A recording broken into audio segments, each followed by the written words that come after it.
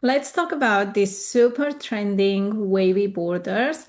And if you have tried it in Adobe Illustrator and you are struggling with the corners becoming weird, like in here, stick with me because I'm going to share with you a tip to make them more even.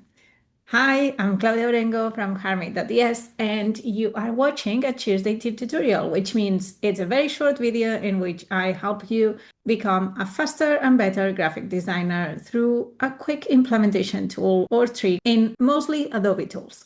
All right, so how did I create this? I basically created a rectangle. Let's go here to FX and remove the zigzag so I can start over. So I had a rectangle and then I went into FX, distort and transform, zigzag. And then in this panel, if you don't have the preview checked, make sure you have it so that you can see the exact thing that you are touching. I pressed under points smooth, that made it smoother.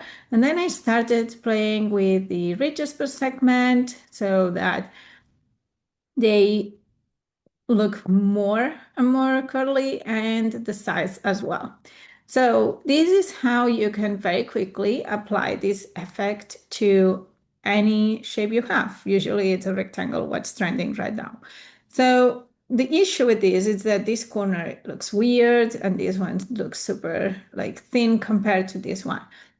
What I have found is that if let's again duplicate this, if I start by, instead of going directly to zigzag, selecting my shape, I'm going to Object, Path, and then I say Add Anchor Points.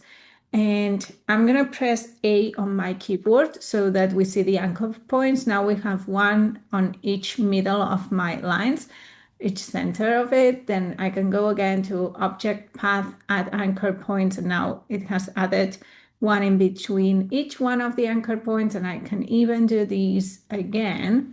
I keep adding anchor points. Once I have a few anchor points, if then I apply the effect, so again, effect, distort and transform, zigzag, and I smooth it, and obviously I need now less of those. Now it looks way more even. So all my edges look the same and all the curves look symmetrical. You can play around with it if you want to have the same amount of curves on each one. You can move around the points, but this is a trick that I have found to be very useful when I need to create these shapes. So as always, let me know in the comments how you found this tutorial, if you learned something new, if you're excited to try it. I would love to hear from you. I love reading all your comments.